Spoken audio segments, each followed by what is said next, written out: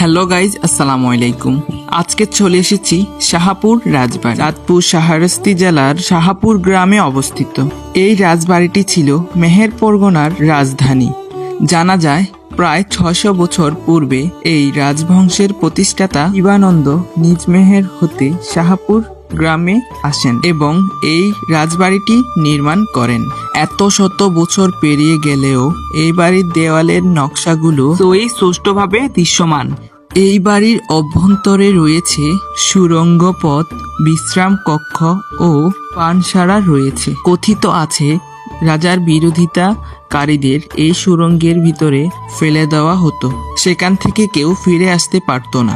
রাজবাড়ির সামনের অংশে দাঁড়ালে যে সৌন্দর্য দেখবেন তা এক কথায় অসাধারণ। বাড়ির পিছনে রয়েছে অনেক ভয়ঙ্কর একটা জঙ্গল, সেদিকে গেলে মনে হয় একটা ভয়ঙ্কর এলাকায় চলে এসেছি। এই রাজবাড়িটি দেখতে অনেক দূর দূর জায়গা থেকে মানুষ আসে। আজকের জন্য এইটুকু ভিডিও ছিল। আসসালামু আলাইকুম।